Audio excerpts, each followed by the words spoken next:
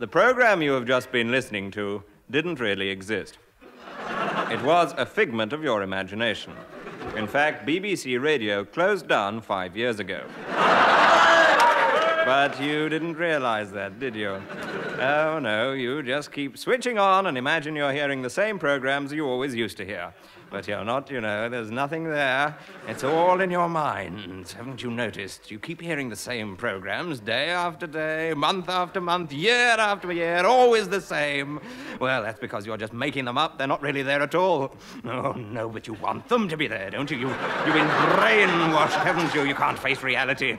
That's not even a proper radio you've got there, you know. They've stopped making radios. I know. It looks like a radio, but there's nothing inside it. Nothing, do you hear me? Nothing. Go on, open it up, have a look, take the back off. It's empty, isn't it? You might as well be listening to the toaster or the gas stove. You're trapped, do you hear me? The BBC have trapped you. Oh, what blind fools you've been. That was the director of Radio Prune.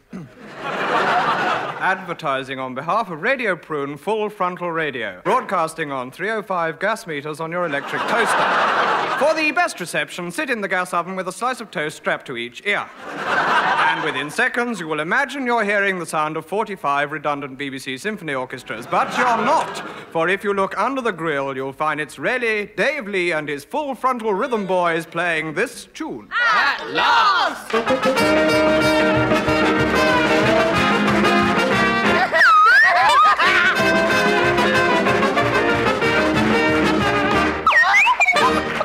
Yes, Gibbon lovers, this is Radio Prune, bringing you the one programme that really does exist. Though it's hard to think why. During the next half hour, you'll hear the actual voices of Tim Brooke-Taylor, John Cleese, Graham Garden, David Hatch and Bilotti. But if you think you can hear Jo Kendall, you're wrong. She doesn't exist. You thought her up. What twisted imaginations you've got. There now follows 5 seconds of complete silence. It's I'm sorry. I read that again. You see?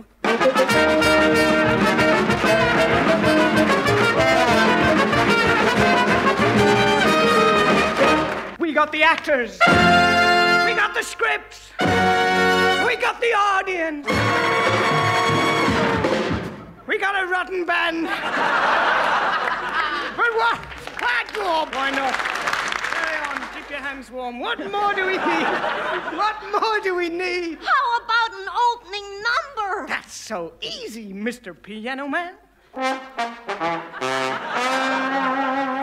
We're gonna please the people. Yeah. We're gonna make them roar. Yeah. Because they're gonna give them what they've been waiting for. What's that? Full Frontal Radio. Everybody should tune into it. Full Frontal Radio. Coming on Radio Prune. Let's do it. Take off your shirt. It's what it's all about. Yeah. Take off your pants. Let it all hang out. Full Frontal Radio. Tune into Radio Prune. It's a winner. Yes, ladies and gentlemen, Radio Prune bringing you only half hour of genuine radio on the air. Remember, all other programs are either repeats or very clever impersonations by the Director General. Radio Prune is also the one and only bona fide Full Frontal show in sound broadcasting. No artificial aids, mirrors, or foamed rubber are used. This is the real thing. It's Full Frontal Radio. Coming on Radio Prune.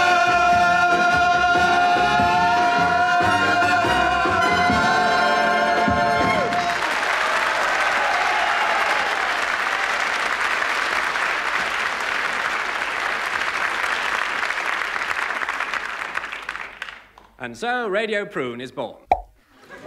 Congratulations, it's a prune. Radio Prune is free radio without inhibitions or censorship, dedicating itself to the promotion of radicalism, liberalism, anti-racialism, and dirty jokes. We will be dedicating many broadcasts to the rights of free speech, bringing together famous politicians, moralists, and clergymen to discuss controversial issues and tell dirty jokes. Weathermen will be encouraged to illustrate their weather forecast by their costumes. If the weather is to be sunny, they will wear pig's bladder hats.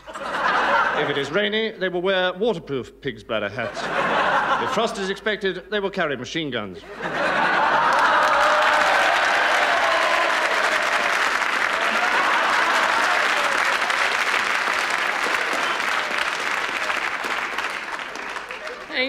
Thank you. But from now on, every program will be full frontal. We believe that the full beauty of the human body is something everyone should be able to listen to whenever they wish.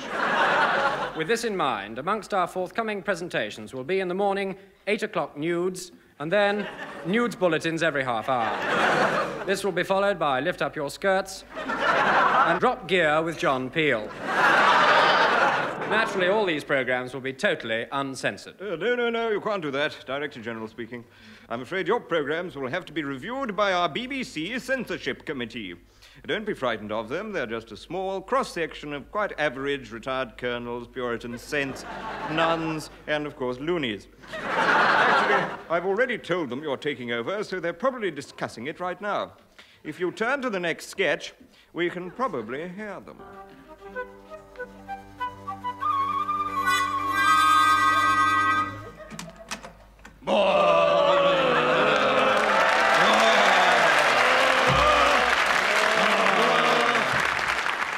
We didn't have any of these full frontals in our day. No full frontal. It's these modern long-haired frontals that's doing it. Naked men all over the place. We didn't have naked men in our day. When we used to take our clothes off, we were fully dressed underneath. I used to wear a dinner jacket under my vest. And when I took my underpants off... Yes.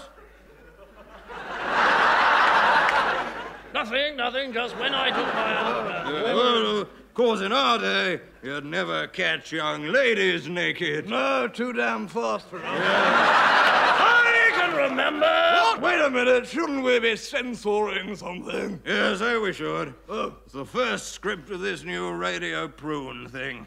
Let's have a read of it. Oh! Oh!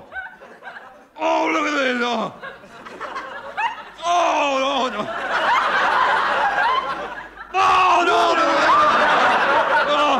Oh, it's very good, isn't it? Very exciting.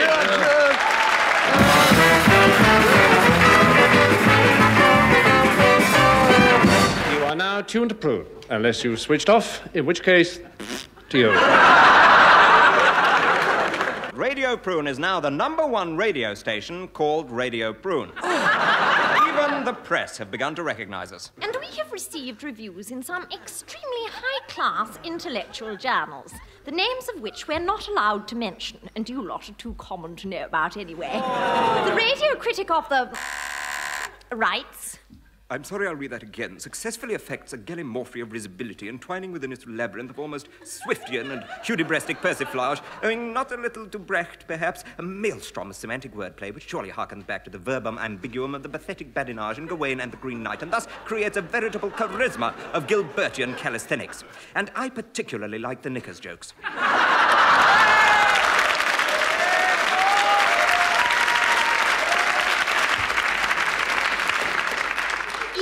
An eminent Sunday newspaper critic had a good word for us. Filthy!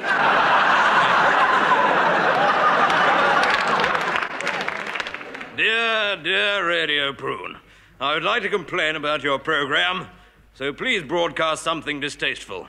I shall not be happy until I have taken offense. And a gate and a small potting shed. Yours truly, Colonel Walter Wall Carpeting, Mrs. OBE. All right, then. Radio Prune is not expensive, always cheap and most offensive. Boom. That was offensive. I'm going to write to the Queen. Your Most Royal Majesty, that last item made me ashamed to be a member of the British Commonwealth. So I'm sending you back my OBE. Also my Order of the Garter, which needs new elastic.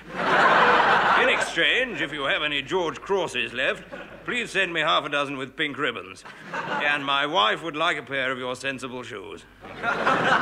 Okay, now we have an inoffensive item. Here is a warning to all motorists on the M1, travelling from Birmingham to London on the northbound carriageway. And now, here is a weather report. Cloudy, 7 out of 10, must try harder. And now,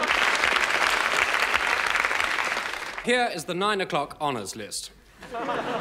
Knighthoods have been awarded to Brigadier General Regimental for services to the Army, to Mr. Jocelyn Comfy Bijou for services to the Navy, and to Mr. Solly Greenblatt Shumko and Gefilte already for £10,000.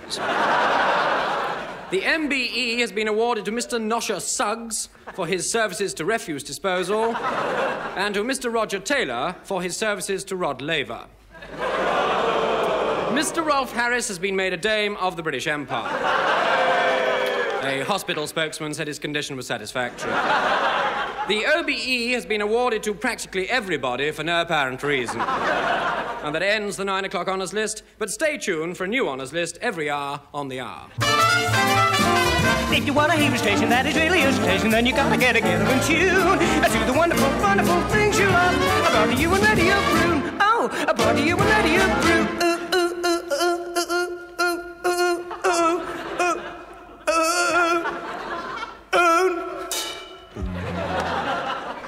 And now Radio Prune continues at gunpoint with the news in Welsh.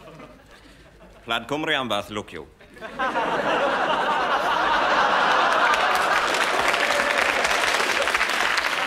Chlan Fair Pwyl Gwyn Prime Minister I David Hemmings I Anona Wyn, Gil Gogerich Wyn Rob Annual Dinner Chlan Indri National Frog Trampling Institute Boyle. Mae hen flan van hydau, lesser spotted aardvark pudding, Marion Chlan Ferry Guest of Honour Clive Jenkins. Harrianet Mr. Jenkins Dyn Ugerio and plate of wallaby stew Gwelerio Prime Minister's head. Chlanistwyth Prime Minister Periw Sly Jenkins Mochin Hedio steaming knit. I Chlantisilio Gogogoth Ferioned home rule for Wales. Iterio Quinn Chalandaf all over the carpet. Credin Panius Lagerich Metropolitan Police Robson Heredio 6 months Lach Bod Weriach breach of the peace Gogerich Morio Garonwi indecent exposure.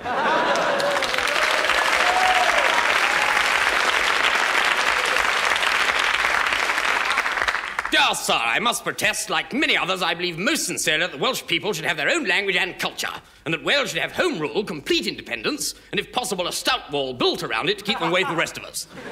Yours sincerely, Brigadier General Titfield Thunderbolt, MC, EMF, BFPO4, MCC 101 for 3 declared, NUT and Looney. PS. OBE for no apparent reason. Before our next programme, the weather forecast in Portuguese, here are some of the other minority appeal programmes you can hear later tonight. At 8 o'clock, Oculus Question Time is followed by Suddenly It's T.S. Eliot. And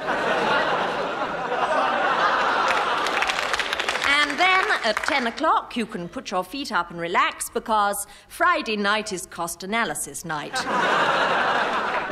And now...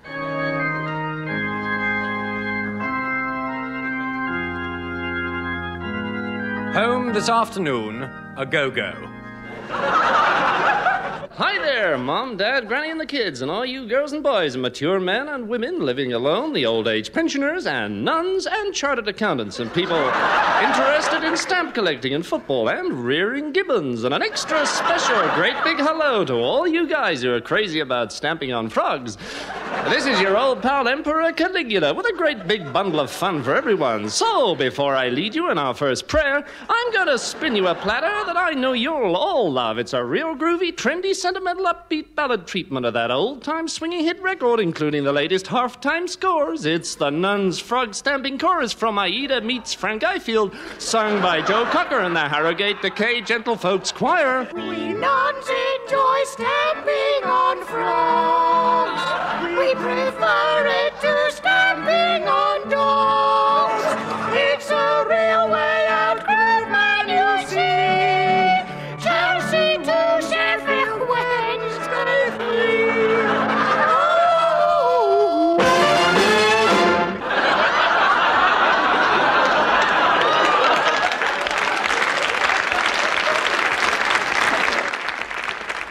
3. Here is a news flash.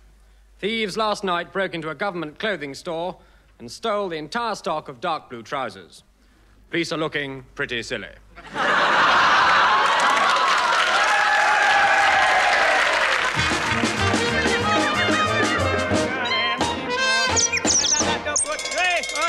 Okay, can I start? Thank you.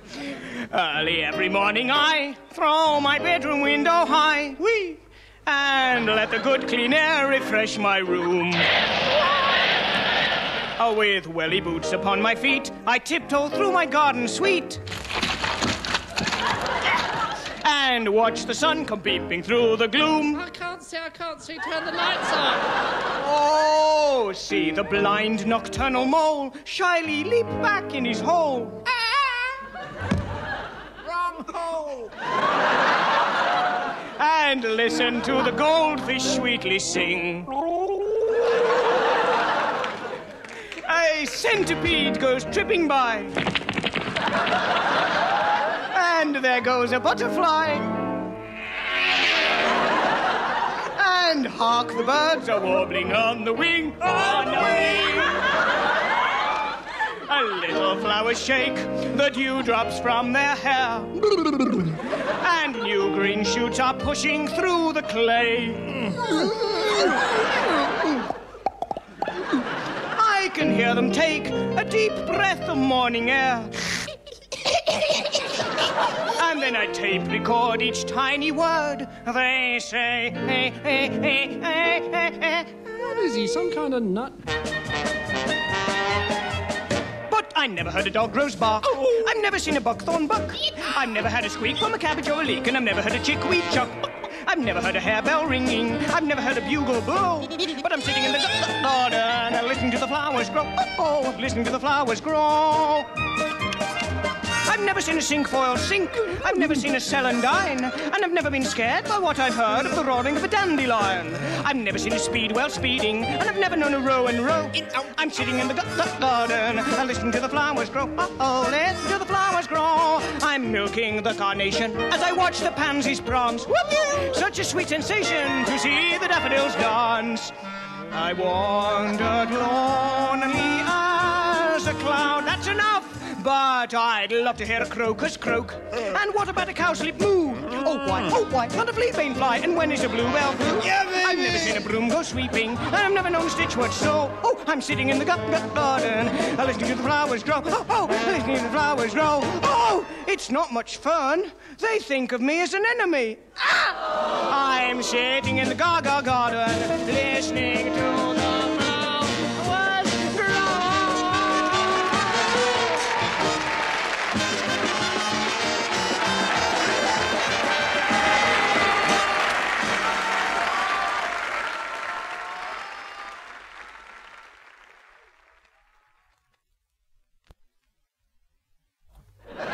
You now have a choice of listening. You can leave the radio on or go and play a nice record.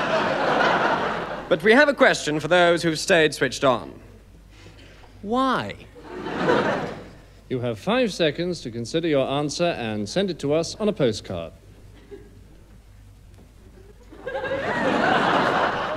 Right, no postcards have arrived, so we'll carry on.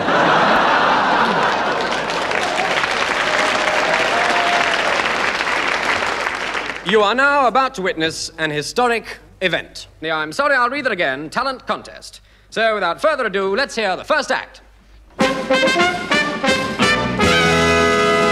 And now let's hear the second act. Introducing Ivor Menagerie and his singing animals. Ivor, is it true that you and these animals actually sing, you know, the actual words? Absolutely. We'll sing together the actual words, that's right. Now, let me quickly introduce the group. Tonight we have a donkey, duck, a goat, Meh. a horse, a sheep, Meh. a dog, and a chicken. Right, and we'd like to combine right now to give you a medley of popular favourites. 1, 2, 3. Slow.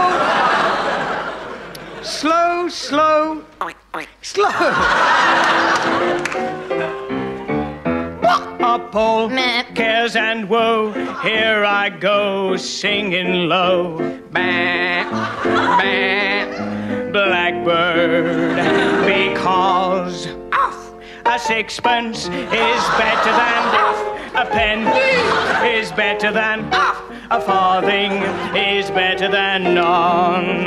And the hills are alive with the sound of music. We ain't got to love me. We were ragged and foon, but we'll travel along singing a song.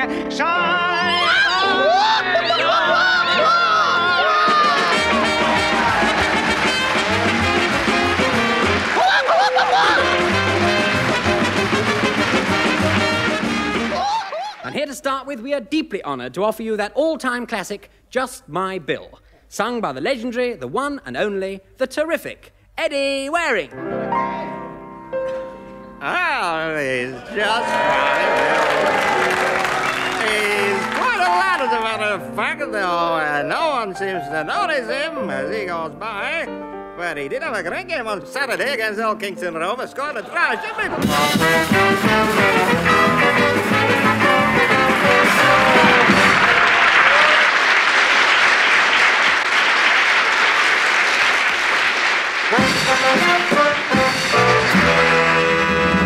And now, It's the Rock and Roll Rhythm and Blues Revival Show. Sounds of the over 70s.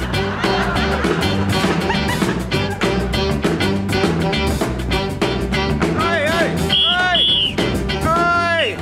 Can't you play more than one note? of course we can.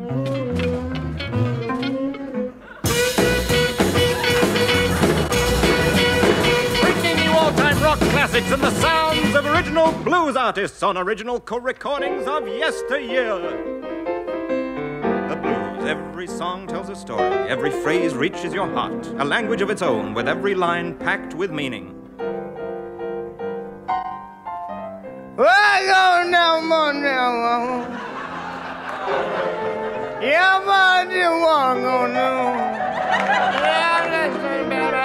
You better believe that. Are you listening now?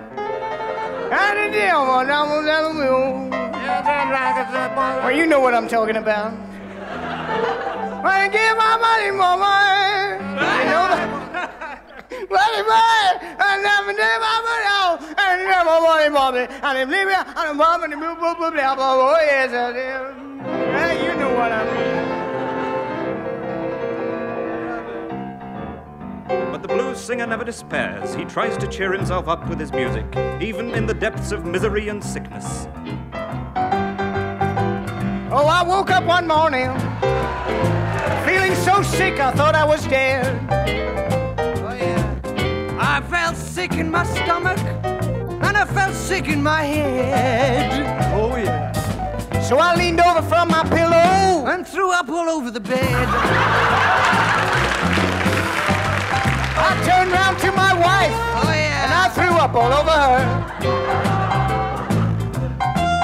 I threw up on the dog, and I threw up on the baby's chair. Oh, yeah. Now 5 years I've been traveling, and I've thrown up everywhere. I've thrown up in California, thrown up in Timbuktu. Come on over here, baby, and I'll throw up over you. Throw it up. Growing up, oh Lord, I'm telling you, I got those shake man blues. Sing me one, Tim. I've thrown up over Indians, I've thrown up over Jews, I've even thrown up on my blue suede shoes. I'm growing up, up, yeah, growing up, yeah. Oh Lord, I'm telling you, I got the shake man blues.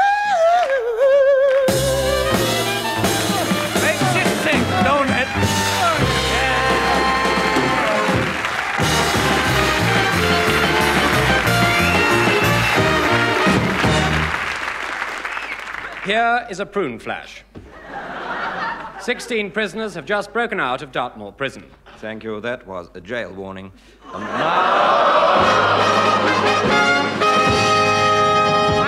Thank you very much indeed, ladies and gentlemen. Thank you, friends. It's Prune Play of the Week, plays by up-and-coming authors, written specially as entries for our Prune Play competition.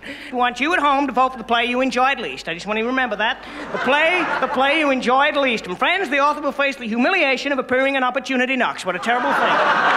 Isn't that absolutely wonderful? Now can we have tonight's play, please? And this week's brand new play is called The Taming of the Shrew. Hold it. I think we got a little error there. I think that's been done, you know that? I think that's been done. Never mind, we're not doing the whole play. Oh, no. It's been shortened like milk. Like milk. It's been shortened like milk. That's what you said. It's been shortened like milk. It's a condensed version. Fine. Well, that's really impressive. That scored 80 on the old boometer. That's really impressive. Now, ladies and gentlemen, tonight we present this week's Prune plays, The Taming of the Shrew. Thank you very much.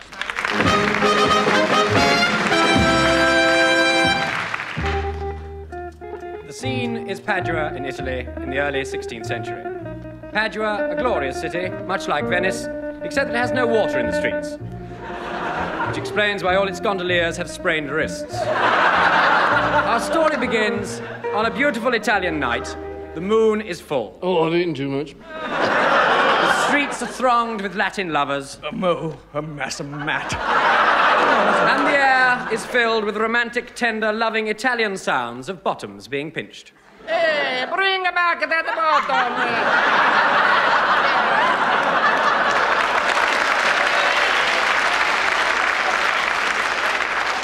Down by the riverside is a friendly old tavern, and inside it, the students' bar.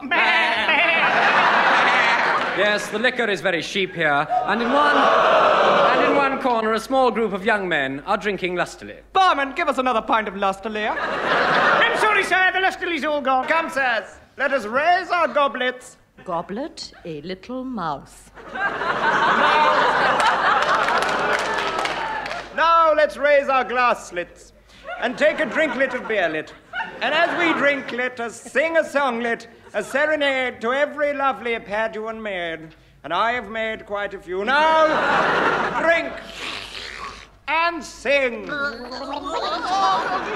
Now, swallow. But we sing only to drown our melancholy. Is it not sad that on a romantic night such as this, we are but a company of rough-hewn men? Where are the soft blue eyes, the pink cheeks, and golden hair that would add beauty to our number? Oh, so this is where the boys are. Easy.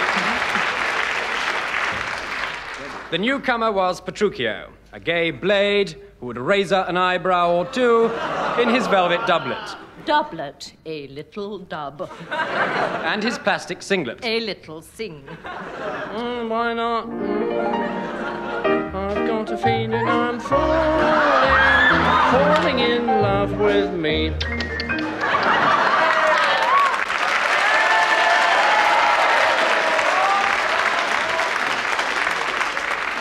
He wore silken hose on his graceful little fingers, and on his head a cap with a nylon-clad feather in it. Men might have called him a fop. You're a fop! In fact, they did. But he claimed he was the reverse. I'm a poff.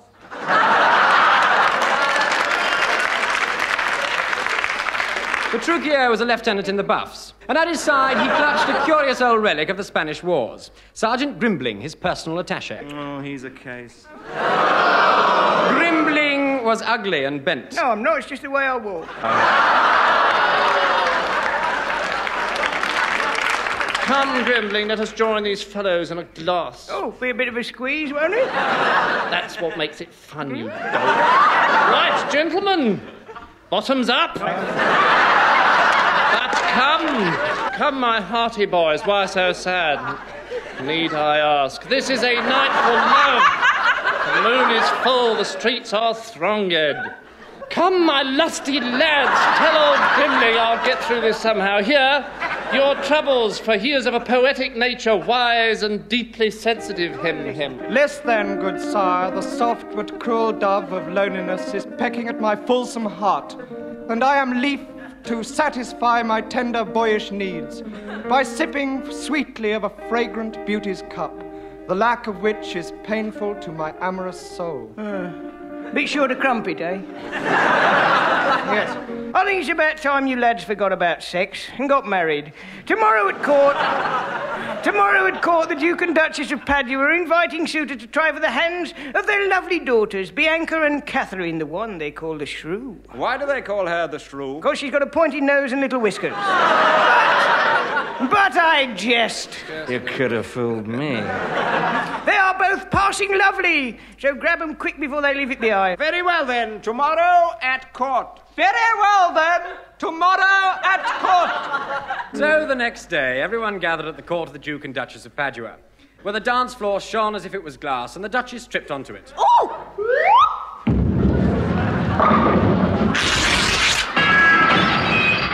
Yeah, it was glass. The Duchess dropped a curtsy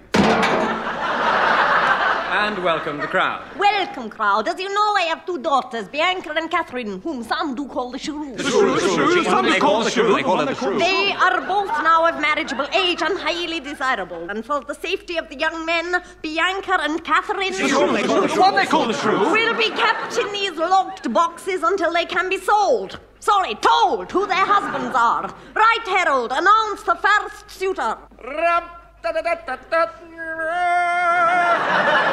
The first suitor, all the way from France, is Le Duc d'Orléans, who owns a fortune in rubber plantations. In fact, he is known as the original rubber duck.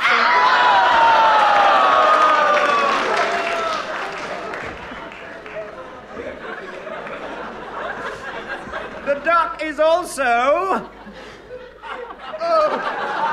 an amateur doctor. Obviously a quack. And the next.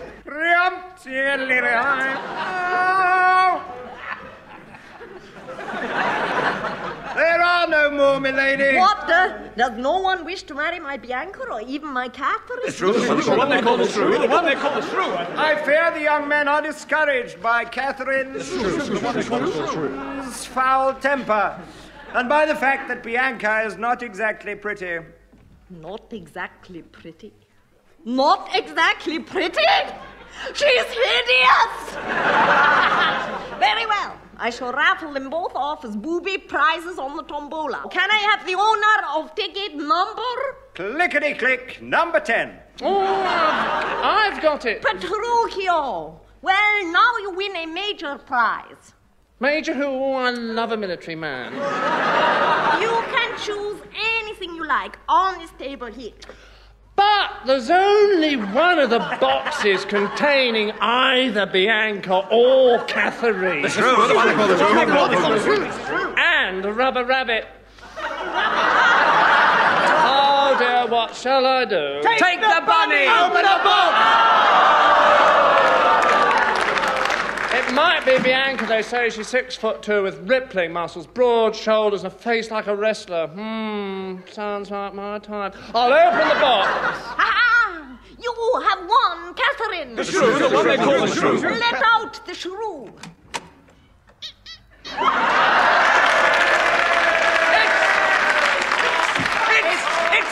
It's a real Shrew. The one they call Catherine. The one they call Catherine. Oh, if only I could have won Bianca. Bianca? Bianca? I'd forgotten. She's still in the box. She must have suffocated to death. Bianca, knock twice if you've suffocated to death. Oh, she must be all right then. Right. Bianca will marry the owner of ticket number 11. All the threes, number 11. I've got it, it's mine. And so too is Bianca. Let her out. Oh, well. But even as she spoke, the box shuddered. The lock burst, and out came a creature with a face like Venus, round, lifeless, and pitted with craters.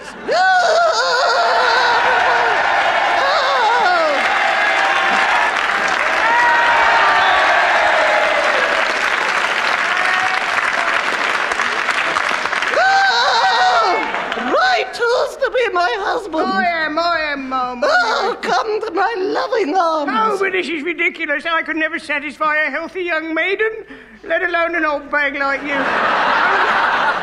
I'm past that sort of thing.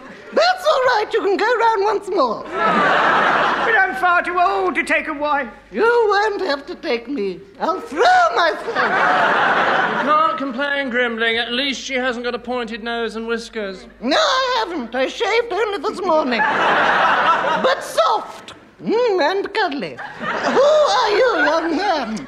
Well, I'm Petruchio, the poor wretch who is condemned to waste his manly charms on a shrew. Oh, I'm beginning to feel for you. Hold still. Petruchio, can't you see this rodent is no good for you? But at this, Catherine, The shrew, the one they call the shrew. was seized with a fit of terrible jealousy. Look out, Petruchio! She's firing poison darts. Must be a pygmy shrew. Joke for nothing. I'm sorry, Petruchio. I should have warned you about her terrible temper. When she gets like this, the only thing you can do is beat her. Oh, all right.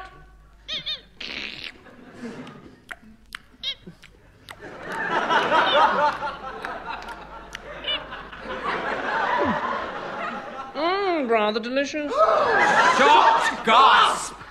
Oh, you said beat, didn't you? Not eat. Oh, silly me, dearie, dear. Dear, I don't know. I'm terribly sorry, Duchess. I'm afraid I've eaten your daughter. Sorry.